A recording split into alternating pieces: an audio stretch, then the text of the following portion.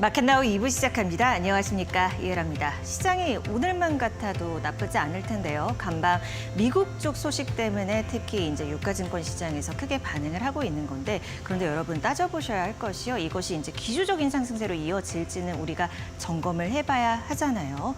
오늘 장내내 얘기가 나올 것 같아요. FOMC요. 저희도 안 짚어볼 수는 없어서요. 하지만 저희가 조금 더 알기 쉽게, 그리고 우리 시장과 연계해서 어떤 포인트들 짚어보면 될지 오만한 인터뷰에서 짚어드리도록 하겠습니다. 오늘도 끝까지 저희 마켓나우 2부와 함께 해주시죠. 그럼 10시 구간 시장 상황 먼저 짚어보고 올게요. 나쁘지 않다고 말씀드렸잖아요. 코스피 쪽은 1%대 상승세 이어지고 있어요. 2770선까지도 넘어졌고요. 코스닥도 876선 지나가고 있습니다. 양 지수가 모두 3일째 강세 흐름이 이어지고 있는데 상승폭 조금 더 확대할 수 있을까요? 함께 지켜보시죠.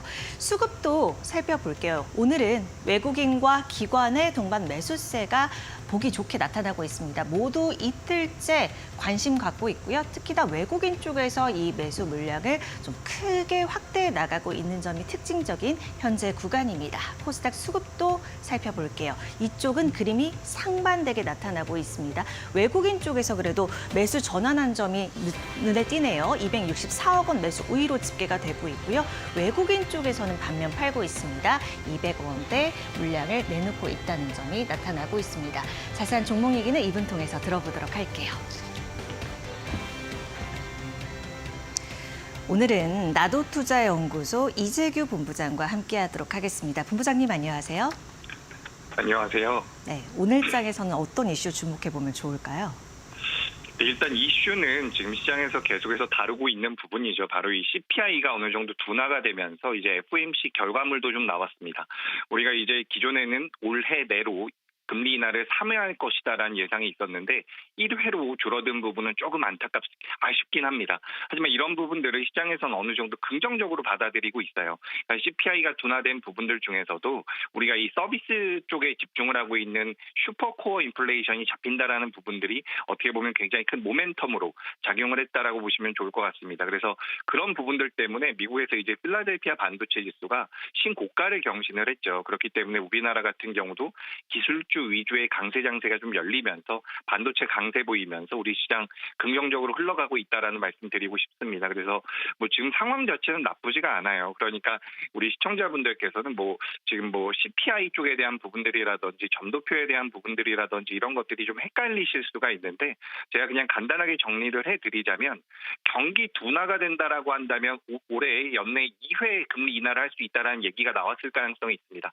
하지만 오히려 1회가 나왔다라는 것에 대해서 시장에서는 어느 정도 안도의 그런 반응을 보이는 것 같고요. 그런 부분들이 우리나라 시장에도 지금 연결이 되면서 전반적으로 좀 긍정적인 흐름이 나오지 않나라고 생각을 하고 있습니다. 그래서 방금 전에 말씀을 하셨던 것처럼 우리나라 코스피가 지금 2770선 위에서 거래가 되고 있는데 올해 연중 고점이 2779포인트 수준이에요. 그래서 이 자리를 올해 이번 달 내로 돌파할 수 있지 않을까라고 저는 생각을 하고 있습니다. 그래서 시장 분위기가 개선될 가능성이 높다라는 말씀 드리면서 CPI라든지 FOMC라는 큰 이슈가 있었지만 잘 지나가고 있다. 이렇게 정리드리도록 하겠습니다. 네, 본부장님 그러면 우리 시청자 여러분들이 가장 궁금해하실 거. 그럼 이런 장에서 어떤 섹터 봐야 되는데 이거거든요. 어떤 부분 주요하게 보고 계십니까?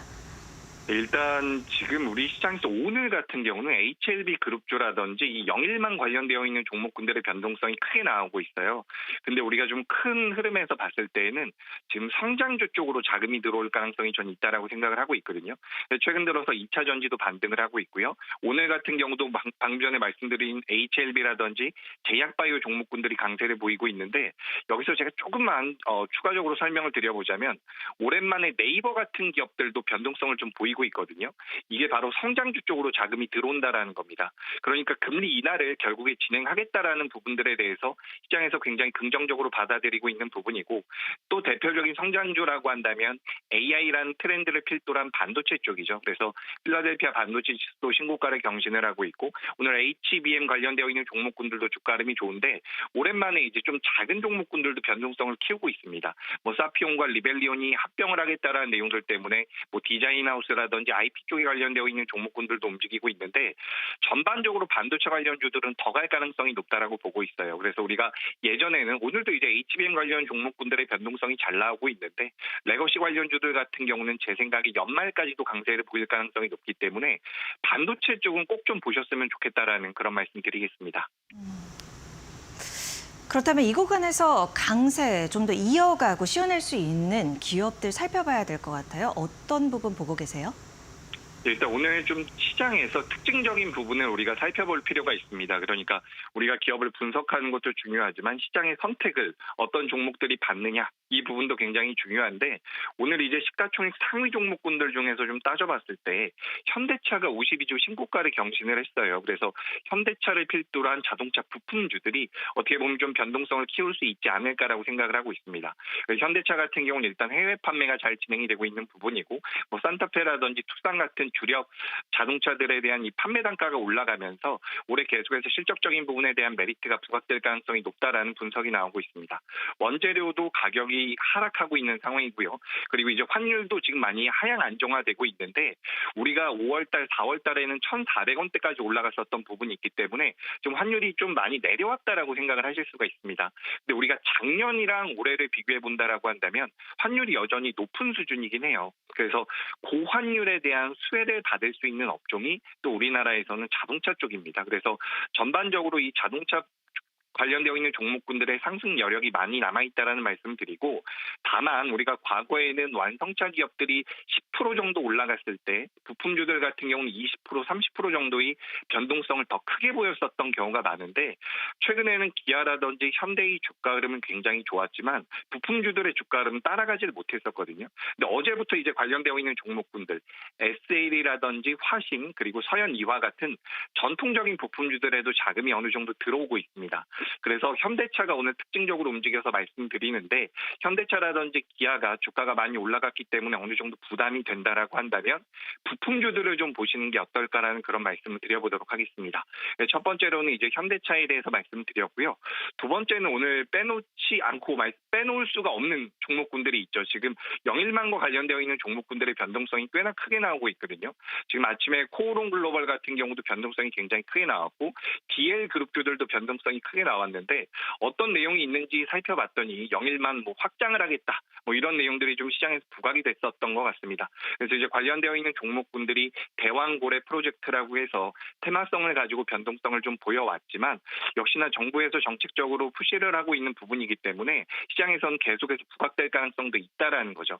그래서 오늘 제가 한국가스공사를 말씀드리는데 이 한국가스공사 같은 경우는 실제로 7월 달에 뭐 도시가스 요금 인상에 대한 수혜를 받을 수도 있는 부분이고 실제로 테마로 주가의 흐름이 변동성이 시작되긴 했지만 PBR 기준으로 굉장히 저평가되어 있는 상황입니다. 그래서 주가가 어느 정도 더 올라갈 수도 있다라는 말씀을 드리면서 우리가 이제 시장에 접근을 하고 실제로 매매를 하는 실전 투자자의 입장에서 봤을 때는 시장에 관심도가 많이 몰리고 있는 종목군들에 대해서는 체크를 할 필요가 있다라는 거죠. 그래서 영일만과 관련되어 있는 부분들을 우리가 테마로 생각할 수도 있지만 실제로 자금이 유입된다라고 한다면 매매의 관점으로는 적당히 우리가 좀 공략을 해볼 필요도 있다라는 말씀드리고 그리고 한국가스공사 같은 경우 이제 시가총액이 굉장히 많이 올라왔거든요. 그래서 추후에는 이 MSCI 편입에 관련되어 있는 모멘텀까지 받아갈 가능성이 높기 때문에 저는 오늘 이제 특징 종목으로서 한국가스공사, 현대차와 한국가스공사 두 종목 말씀드리도록 하겠습니다.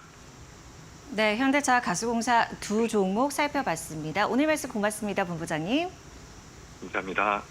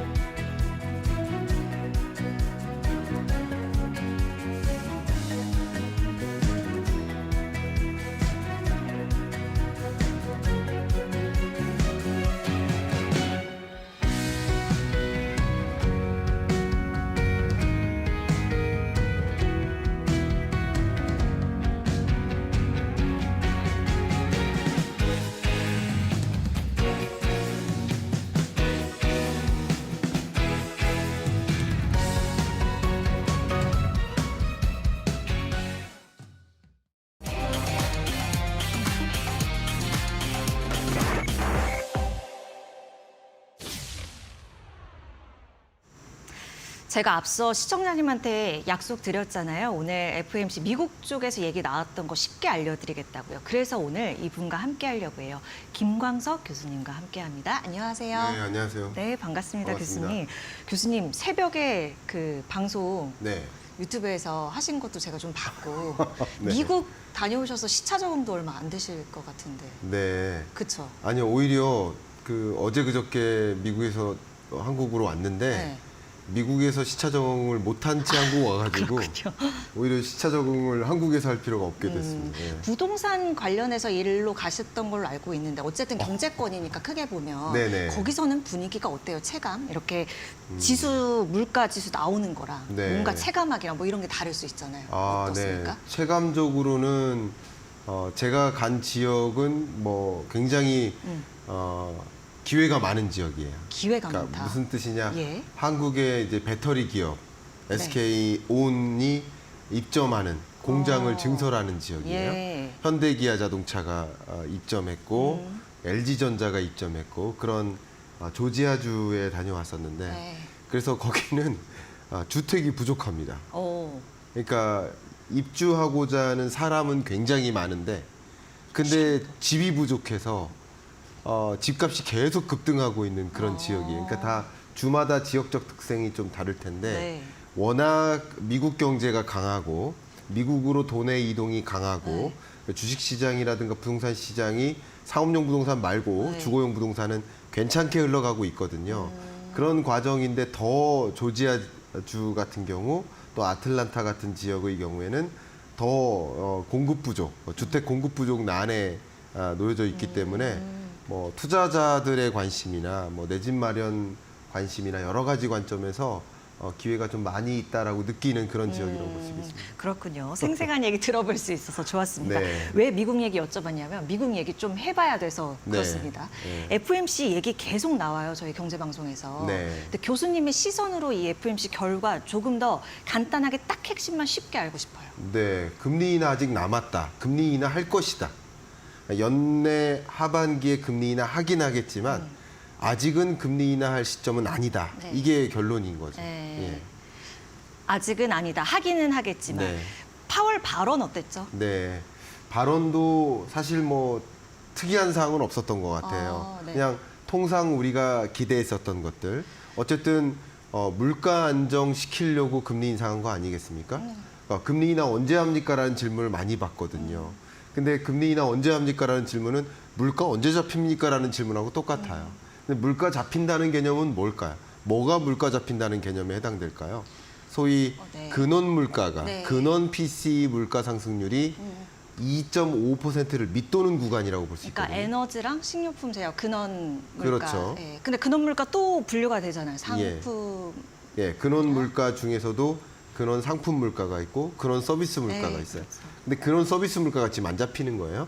그래서 근원 물가가 덜 잡히고 있는 흐름인데 CPI 어제 발표된 기준으로 본다면 3.4% 수준으로 아직 안 내려오고 있고 예. PC 기준의 근원 물가로 본다면 2.8%니까 이게 2.4% 정도를 기록하는 걸 확인한다면 예. 그러면 연준으로서는 확신을 가지고 이제 금리 인하해도 되겠구나라는 것을 확신을 가질 만한 데이터가 나오는 거죠. 그 데이터가 나오는 그 기간, 그러니까 그 데이터가 나온 후 FOMC 회의 때 금리 인하할 것이다라고 가정하는 것이 가장 제가 보기엔 편하지 않을까. 쉽게만 말씀드린다면 그렇습니다. 네, 알겠습니다. 그러면 이제 그게 언제냐, 그리고 그것 따라서 우리 이제 한국은행은 어떻게 따라갈 것이냐, 네네. 이런 의문점들이 우리한테 남겠죠. 일단 미국의 금리 인하 시점은 저는 현재 9월이라고 생각을 하고 있습니다. 9월이요. 예. 물론 시장도 지금은 9월에 무게중심을 두고 있는 것 같습니다. 그 근거는 PC 데이터가, PC 물가 데이터가 매월 말에 발표돼요. 네. 그러면 이번 6월 말에 발표되는 PC 물가 데이터는 5월 물가예요. 근데 7월 물가 기준으로 네. 2.4% 수준의 근원 PC 물가가 도래될 것으로 판단합니다. 지금 현재 제 모델과 여러분들의 추정과 다 대부분이 그렇습니다.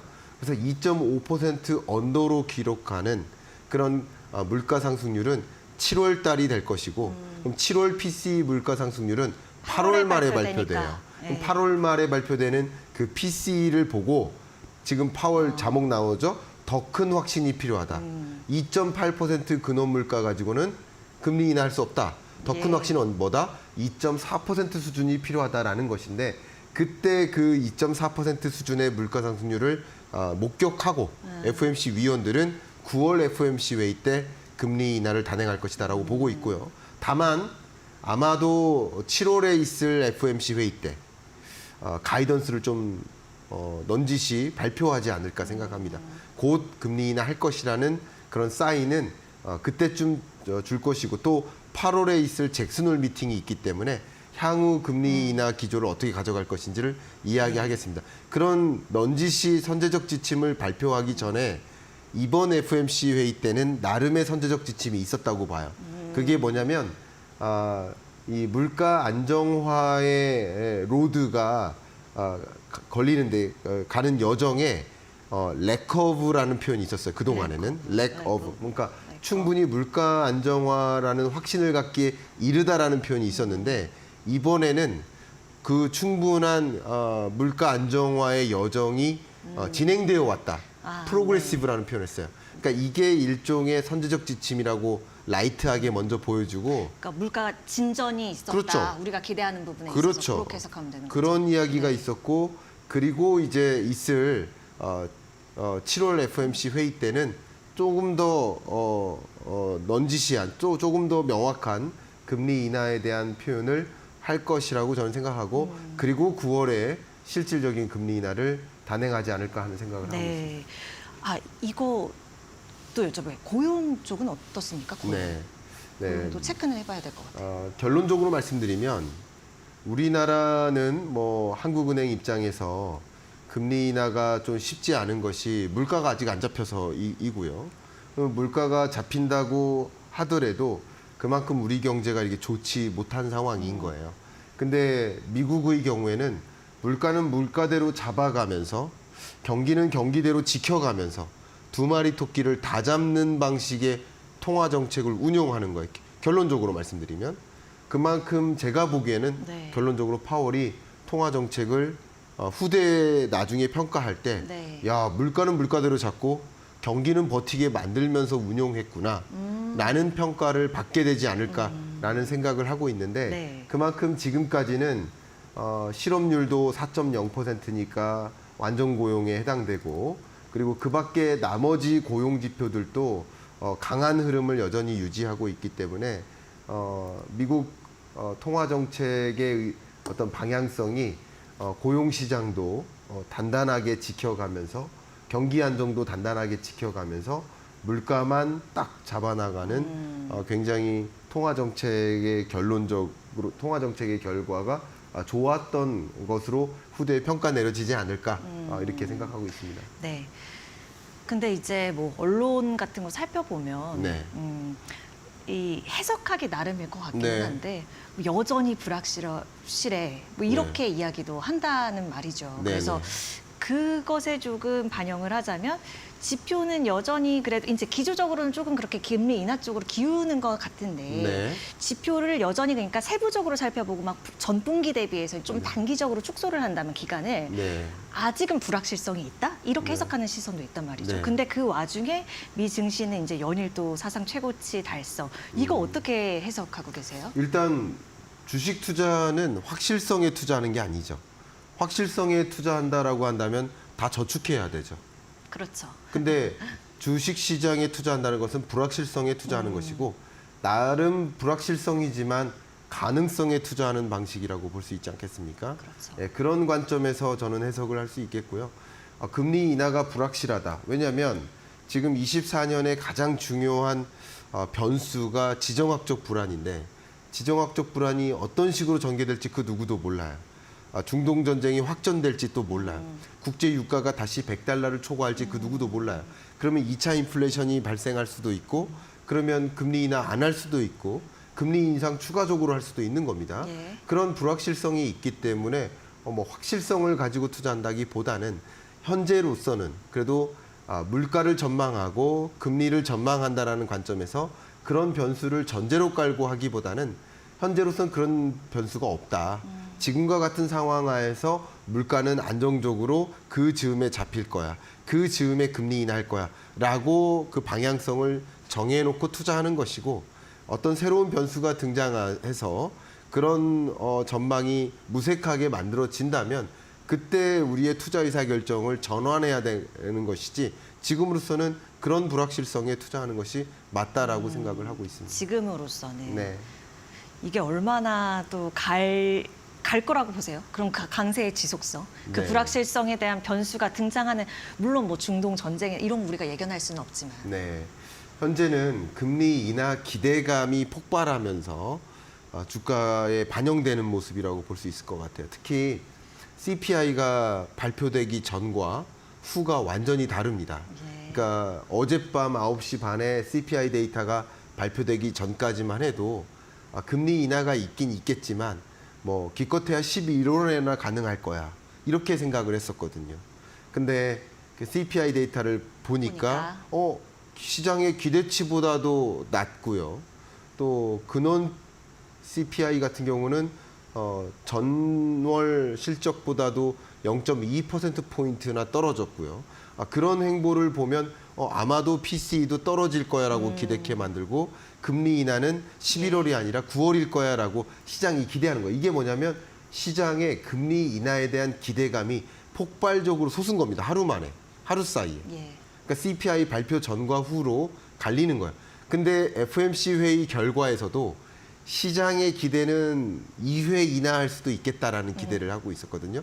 근데 2회까지는 아니구나, 1회구나. 이게 좀 실망감으로 작용한 거예요. 만약에 FOMC 회의 결과도 2회를 만약에 못 박듯이 점도표가 발표가 됐다면 그러면 CPI도 기대고 또 FOMC 회의의 기대감도 또 한 번 확인하면서 주가가 더 강한 흐름을 보였을 수 있지만 FOMC 회의 결과는 다소 실망으로 바뀌면서 그러니까 어떻게 보면 CPI 데이터에 따라 기대감이 폭등했다가 FOMC 회의 결과로 조금 줄어드는 이 정도의 주가의 상승 기여를 했던 그런 것으로 저는 평가하고 있습니다. 네, 알겠습니다.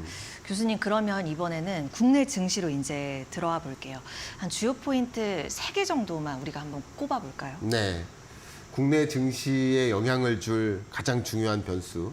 마침 저는 어제를 빅데이터라고 표현을 하고 있거든요. 빅데이. 6월 12일. 예. 굉장히 재밌게도 CPI 데이터도 발표됐고 미국 시장 기준으로는 FOMC 회의 결과도 발표됐는데 네. 월드뱅크의 경제 전망 보고서도 발표됐습니다. 예. 전 그거 다 읽었고 네. 제 채널에서는 그걸 다 설명을 드렸어요. 네. 근데 그 부분 잠깐 말씀드리면 월드뱅크가 본 24년 하반기 경제를 봤을 때 경제가 그래도 스테빌라이제이션, 안정화되고 있다라는 표현을 했어요. 그러니까 weak point, 굉장히 미약한 경제지만, 미약한 회복세지만 큰 대단한 변수 없이, 예를 들어 대단한 변수가 뭐예요? 22년에 찾아왔던 초인플레이션, 예. 뭐 대대적인 금리 인상, 이런 게 대대적인 변수였는데 이런 것들이 없어지니까 스테빌라이즈 되는 거예요. 안정화되는 거예요. 안정화되는 국면에서 여전히 변수는 있다라고 산정했는데 예. 그 변수는 첫 번째가 지정학적 불안입니다. 앞서 제가 말씀드렸듯이 중동 전쟁이 다시 어떻게 확전될지 그 누구도 모릅니다. 그런 것들이 또 다른 불확실성을 야기할 수 있겠고요. 두 번째는 지정학적 긴장감이 뭐 갈등으로 이제 더 조성되는 과정에서 higher for longer라는 의사결정이 내려질 수 있어요. 세계적으로 금리를 그래도 선제적으로 인하하든 후차적으로 우리나라처럼 인하할 계획을 갖고 있든 인하의 수순을 밟아 나가는 것이 24년 하반기인데 그 인하에 대한 의사결정을 내리지 못하게 방해하는 초인플레이션 혹은 2차 인플레이션이 나타날 수 있고 그러면 higher for longer로 갈 수 있어요. 그러면 예상했던 대로 경제가 회복 국면을 계속 지속할 수 없는 것이다. 그러니까 이것도 두 번째 굉장히 네. 중요한 요소로 볼 수 있고 그런 것을 만드는 가장 근본적인 배경은 바로 물가인 것이다. 이 말씀 드릴게요. 22년, 23년, 24년 이 3개년 동안 가장 중요한 변수는 물가이고 그 물가 안정화를 방해하는 요소가 지정학적 불안이고 그 결과 물가가 불안해지면 higher for longer로 작용되기 때문에 이게 삼박자인 거죠. 결국 물가를 중심으로 한 물가에 영향을 미치는 변수, 물가가 고조되거나 안정화됨에 따라서 금리 인하냐 아니면 하이어 for 롱거냐가 결정되는 결국 물가가 중요한 변수기 때문에 물가가 안정적으로 조성되느냐 아니냐 그것을 방해하는 요소가 있느냐 없느냐 이게 우리 마켓을 결정짓는 변수라고 저는 해석하고 있습니다. 교수님 팬이 답변이 너무 좋다고 지금 실시간으로 막 올려주고 계셔가지고 네. 4분 정도밖에 안 남아서 제가 빨리 질문 드릴게요. 네, 감사합니다. 네. 변화하는 산업에 늘 주목하라고 언급해 맞아요. 주셨잖아요. 네. 지금 주목해 볼 거는 여전히 AI고 네. AI에 근데 주도주 타야 되는지 그 나머지 아직 뭔가 우리가 미지의 그 영역들을 찾아내야 되는지 이런 네. 고민 생겨요. 저는 다 매력 있다고 봅니다. 저의 의견은 AI는 거짓이 아닙니다. 그러니까 모두가 AI 서비스를 활용하고 이용하는 시대는 아직 오지도 않았습니다. 그러니까 많은 AI 기업들이 네. 디지털 플랫폼 기업들이 AI 서비스를 가지고 이제 경쟁하기 시작했어요. 근데 AI 서비스를 확대 보급하고 그냥 AI is everywhere가 되는 그런 과정에서 반드시 요구되는 게 AI 반도체인 것이고 AI 반도체는 지금도 공급 부족 상황입니다. 그리고 우리나라는 AI 반도체가 구동하기 위해 반드시 요구되는 HBM이라는 고대역 반도체, 고대역폭 메모리 반도체의 영역에서 세계 시장을 장악해 나가고 있고 엔비디아에 독점적으로 공급하고 있는 기업이죠. 그러니까 이런 것들을 생각해 본다면 AI는 이제 고점 찍고 떨어지는 것이 아니라 또 AI 발 버블이 아니라 아직도 AI 주식 가격이 상승하는 흐름보다 AI 서비스가 확대되는 네. 정말 AI is everywhere를 향해 가는 그런 산업적인 동태, 움직임이 더 강하게 움직이는 그런 영역이기 때문에 실적이 뒷받침되는 그런 기업들에 투자를 한다면 여러분들은 아직도 이제 티핑 포인트라는 표현을 쓸 만큼 이제 AI가 확산되기 시작하는 그런 국면이기 때문에 여러분들이 이럴 때일수록 더 정말 이 경제를 이끌어가는 핵심 산업에 여러분들이 투자하는 것이 맞지 않을까 하는 생각을 하고 있습니다. 자, 마지막으로요. 저희가 한 1분여 정도 남아서 교수님 전해주시고 싶은 말씀 해주세요. 그러니까 네. 우리가 지금 이 주식시장 바라보는 입장에서 도움될 얘기들 하나 전해주시죠. 저는 좀 강조하고 싶다면 거시경제를 이겨내는 것은 아무것도 없다. 그 어떤 산업도 어떤 섹터도 거시경제를 이기는 것은 없습니다. 그래서 여러분들이 거시경제에 대한 판단, 지금 내가 어디에 와 있고 앞으로 이 거시경제는 어떤 방향으로 갈 것인지에 대한 거시경제에 대한 판단을 좀 스스로 하실 수 있는 그런 여러분이 되시길 좀 바라고 특히 완화의 시대에서 긴축의 시대로 넘어왔다가 이제 긴축의 시대에서 완화의 시대를 향해 전환되는 전환기가 24년 하반기거든요. 그런 관점에서 여러분의 포트폴리오에 조정이 필요한 국면일 수 있습니다. 더더군다나 24년 하반기에 거시경제의 흐름, 그것을 결정지을 물가를 비롯한 각종 금리와 관련된 변수들 이런 것들을 좀 주목하면서 투자 의사결정 하시는 것을 추천드리고 싶습니다. 네. 매우 분주하시겠지만 종종 뵙도록 하겠습니다, 교수님. 네, 오늘 말씀 고맙습니다. 감사합니다.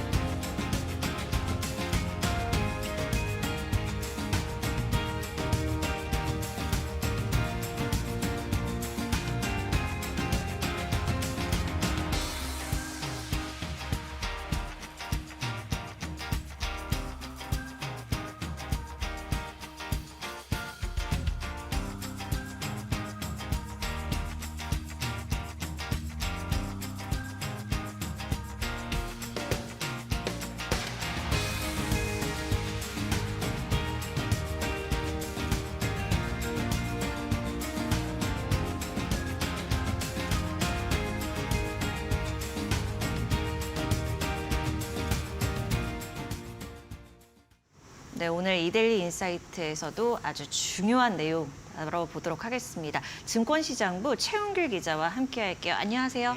안녕하십니까? 네, 잠시 소개가 됐는데요. 어떤 아이템으로 얘기해 주실 건지 소개해 주세요. 예, 그러니까 상법 개정 관련된 그 이슈로 준비해 왔는데요.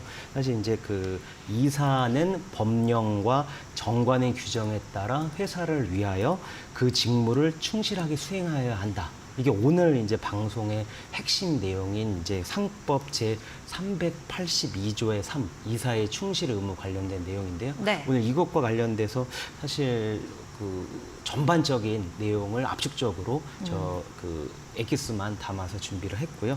사실 이게 저 상법 개정 관련된 내용은 해묵은 좀 이슈이기도 합니다. 워낙 뭐 찬반은 워낙 뚜렷하게 재계와 뭐 아니면은 그 학계 쪽에서의 좀 충돌도 있는 상황이고 일반 투자자들 사이에 또 경영 오너 쪽과의 차이도 있는 명확한 상황이기 때문에 해묵은 이슈인데 네. 그 올해 1월 달에 밸류업 그 얘기가 나왔을 때 상법 개정 논의가 좀 나왔는데 사실 이게 쑥 사그라들면서 좀 했던데 근데 지금 다시 이게 이번 달부터 본격적으로 이슈가 불붙기 시작한 게요. 이복현 금감원장이 지난달 그 뉴욕 IR을 방문을 IR에서 그 상법 개정과 관련된 그 기존의 어떤 정부의 보다 좀 진전된 발언으로 그러니까 상법 개정을 필요성을 좀 이렇게 언급을 하면서 이게 다시 이슈가 이제 살아났고요. 그 이후로 이슈가 관련된 그 이복현 원장 발언이 쭉 계속이 됐고 사실 어제 또 이복현 원장이 이제 참석한 상법 토론회 이슈도 사실 오늘자 주간 그 조간 신문에 쫙 실릴 정도로 이슈가 다시 이제 불붙는 상황이고요. 그 공매도 이제 3차 토론회가 이번 주에 이제 끝났고 사실 이제 오늘 이제 아마 이제 요 시간대쯤에 이제 그 민주당이 아니라 그 국회에서 국민의힘하고 정부랑 그 관련된 전문가들 그리고 업계가 만나서 공매도 그 제도 개선안 최종안이 발표가 되거든요. 네. 그러니까 사실상 이제 공매도 이슈와 관련된 거는 사실 오늘 좀 그 이제 마무리가 되면서 이후에 상법 개정 이슈로 이제 정부나 아니면 국회에서 본격적인 얘기가 될 것 같고요. 사실 26일 날 또 2차 또 상법 개정 관련된 세미나가 있습니다. 그래서 요 이슈 전에 종합적인 내용을 오늘 정리해 봤습니다.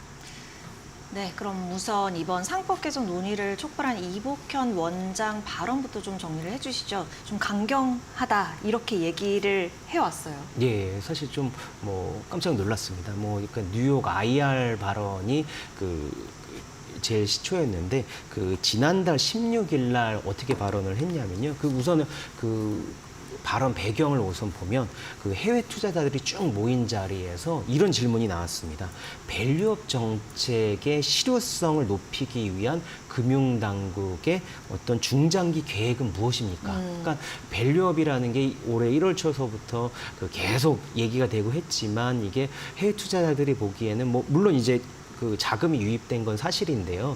그럼에도 조금 더 이게 좀 주춤한 상황에서 이걸 다시 한번 끌어들일 수 있는 좀 기업 가치를 높이고 좀 코리아 디스카운트를 해소하기 위한 방법이 또 뭐가 있느냐라고 했을 때 이복현 원장이 상법 개정 필요성을 얘기를 했는데요. 그러니까 그때 발언을 그대로 말씀드리면 상법상 주주의 이익에 대한 이사의 충실 의무는 무조건 도입돼야 한다.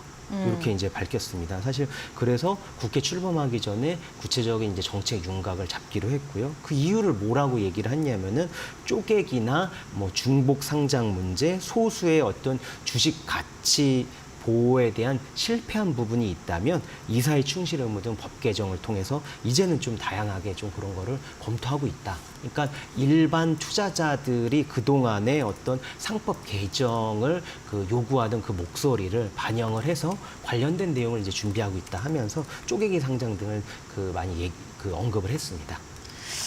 그러게요. 그동안 쪼개기 상장 참 논란이 많았죠. 예, 그렇습니다. 그러니까 그 상법 개정의 뭐 여러 뭐 법적인 뭐 까다로운 부분을 뭐 다루기에 앞서 사실 그동안의 쪼개기 상장 문제가 많이 얘기가 된 게 그러니까 뭐 그 물적 분할을 하고 그 다음에 다시 그거를 이제 쪼개서 다시 이제 상장하는 그런 과정에서 보면 LG 화학 같은 경우에도 2차 전지 사업을 하는 LG 그 에너지 솔루션을 또 그렇게 물적 분할해서 쪼개기 상장을 했고요. 카카오 같은 경우에도 카카오 게임즈와 카카오 페이 등을 이런 방식으로 했는데 사실 뭐 지금 투자자분들도 다 아시고 실제 이제 증시에서도 드러났지만 그때 일반 투자자분들 여러분들이 정말 피눈물 흘렸습니다. 예. 사실 뭐 주가가 이렇게 뛸 거라고 이렇게 봤지만 갑자기 그렇게 물적 분할 및 쪼개기 상장을 통해서 보면 LG 에너지 솔루션 같은 경우에는 쪼개기 상장 이후에 3개월 만에 이제 주가가 한 20% 넘게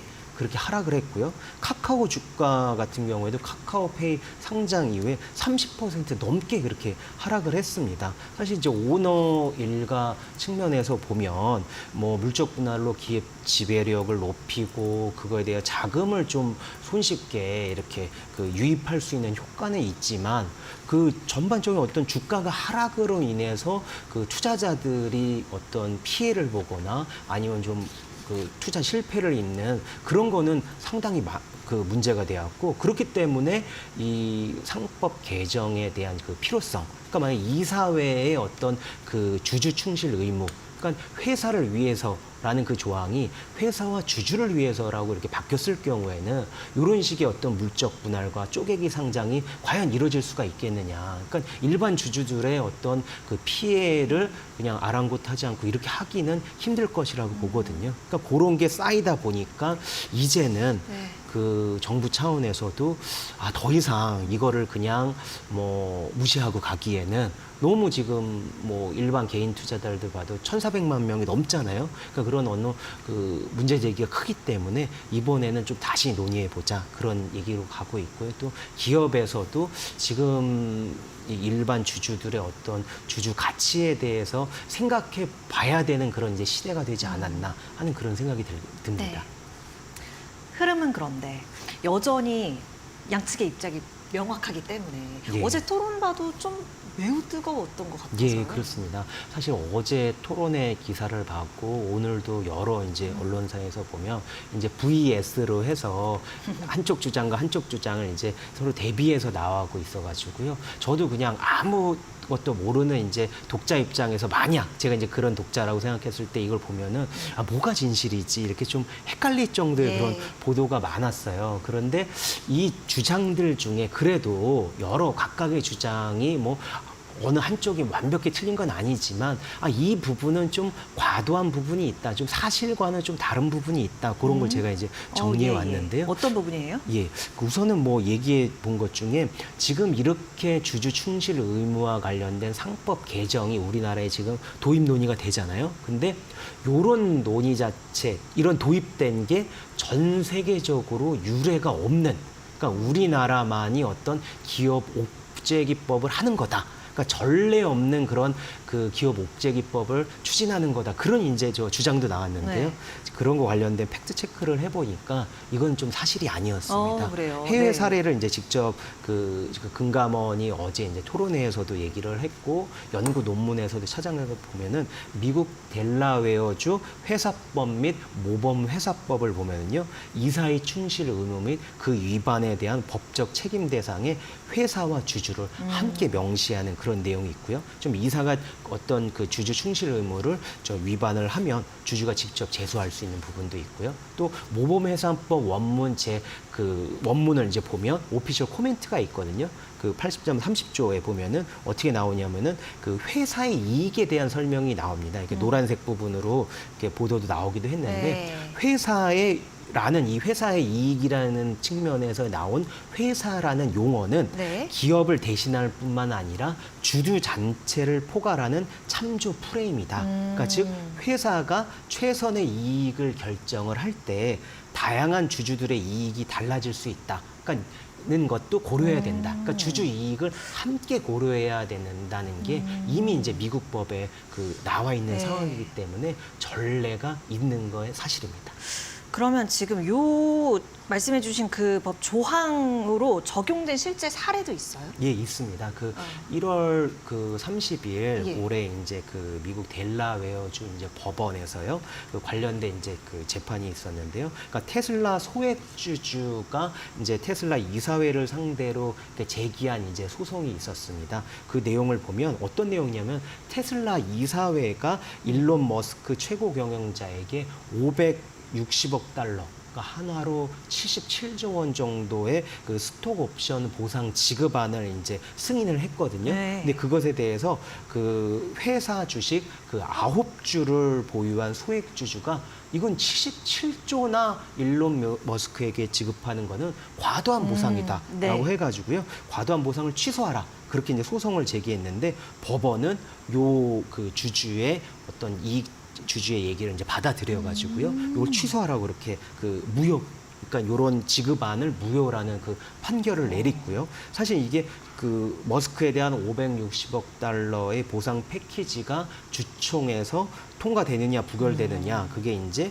오는 13일이면 이제 현지 시간으로 보면은요. 아마 이제 내일이나 뭐 이렇게 우리나라 시간으로 보면 나올 것 같은데 그러면은 거기에 이제 테슬라 주주총회에서 결정이 됐을 때 그러니까 머스크에 대한 보상 패키지가 만약에 법원 의견을 받아서 그대로 무효가 된다. 그러면 지금 시장에서 얘기 나오는 게 테슬라 주가가 5% 이상 하락할 것이다라고 이제 그 예측도 나오고 있어가지고요. 미국 같은 경우에서도 어떤 주주의 어떤 그 의견 아니면 주주의 이익에 대한 그런 부분에 대해서는 상당히 중요시하는 그런 판결들이 실제로 나오고 있습니다.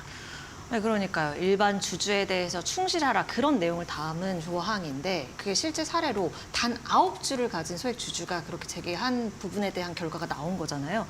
흥미롭네요. 그런데 이 상법 개정 때문에 제일 이제 또 우려되는 부분 중에 하나가 경영교 쪽에서 M&A가 올스톱 될 것이다. 뭐 이런 얘기가 있어요. 예, 맞습니다. 그 올스톱 된다. 그러니까 인수합병이나 어떤 경영 활동에 어떤 저 위축을 초래한다 그런 내용들이 이제 우려가 큰데 실제로 관련된 수치를 제가 이제 네. 찾아왔는데요. 네. 대한상의에서 국내 상장 기업 이제 153곳에 대해서 설문조사를 했습니다. 근데 예. 설문조사를 하니까 지금 요 관련된 내용도 이제 표가 나오고 네. 있는데요. 그 내용을 보면 이 주주 충실 의무가에 따라 그렇게 이제 그 상법이 개정이 되면 M&A를 재검토하거나 철회하겠다는 응답이 32.9%였고요. 또 응답 기업의 66.1%가 상법 개정 시 국내 기업 전체의 어떤 M&A 모멘텀을 저해할 것이다. 그렇게 밝혀가지고요. 예. 실제로 M&A 뭐 올스톱까지는 아니더라도 M&A에 대해서는 좀 부정적인 그런 그 우려가 있는 거는 좀 사실이고, 그러니까 대한상의에서도 이제 그 관계자가 얘기한 거는 사실 이제 주주 충실의 의무에서 나온 이 주주의 범위라는 게 좀 애매모호할 수가 있다. 그래서 면밀한 검토가 없이 하다 보면 기업이 이제 빠르게 어쨌든 M&A가 필요하거나 경영적 판단이 필요한 경우에 어떤 빠른 그 신속한 경영 판단이 필요한데도 그거를 위축시킬 수 있는 그런 우려가 있다. 경영 불확실성이 가중된다. 그런 우려가 있는데요. 사실 M&A 이런 우려가 있는 거는 좀 사실입니다. 근데 다만 좀 그 반론도 지금 나오고 있는 게요. 뭐 국회에서도 지금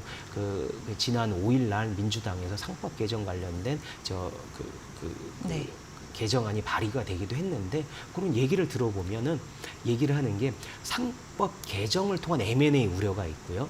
상법 개정을 안 했을 경우에 코리아 디스카운트 우려가 있는데 양쪽의 경중을 봤을 때 민주당 쪽이나 아니면은 상법 개정이 필요하다는 쪽은 M&A 올스톱이나 M&A 절여의 우려보다 실제로 이런 식으로 상법이 개정되지 않고 갔을 때 국내 증시의 저평가와 그 코리아 디스카운트가 앞으로 더 심하게 되고 그러면 그 외국인의 어떤 국내 투자는 점점 줄어들게 되고 그렇게 되면 기업이 장기적으로 투자를 원활하게 어떤 받기가 힘들기 때문에 기업에게도 그 악영향을 끼칠 거다라는 또 이렇게 반론도 제기하고 있기 때문에요.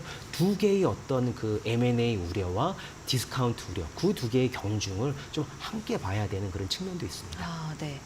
그 기업들이 또 상법 개정 반발하는 그 저의가 소송 남발될 거다 막 이런 얘기 있잖아요. 이거 예. 실제로 그래요? 예, 맞습니다. 실제 뭐 M&A 뭐 그런 것보다도 뭐 다른 뭐가 있는 게 아니냐 실제 물어보면요 소송이 남발이 될 것이다.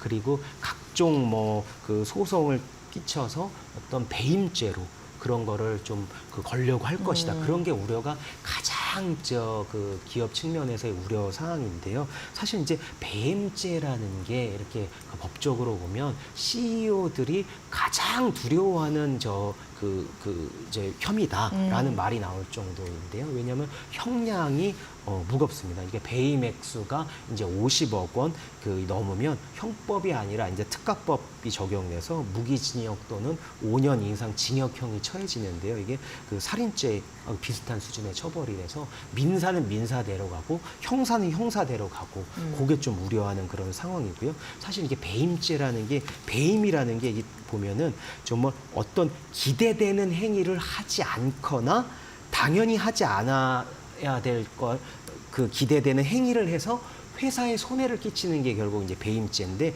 이 기대되는 행위가 뭐냐? 그런 게 기준이 모호하기 때문에 기업 쪽에서는 검찰이 어떻게든 걸면 걸 수 있는 거기 때문에 좀 사실 그런 거에 대한 좀 우려도 큰 상황이고요. 실제로 이제 과거 그 삼성 에버랜드 전환 사채 관련돼서 삼성물산 제일모직 합병 소송 당시에도 배임죄로 사실 이제 걸었거든요. 그렇기 때문에 사실 요거에 대한 것도 금감원은 배임죄로 인한 소송 남발 우려에 대해서도 공감하고 있습니다. 그래서 어제 이복현 원장이 얘기를 한 게 실제 이제 합리적으로 경영 판단을 했을 경우에는 민형사적으로 면책을 받을 수 있게 하자 해서 면책 조항을 만들어서 이제 상법 개정 기존 안에 이런 면책 조항을 같이 하는 그런 어떤 다른 이제 그런 어떤 뭐랄까요 경영계의 우려를 반영해서 상법 개정을 하면 어떻겠냐 그런 제안을 했기 때문에요.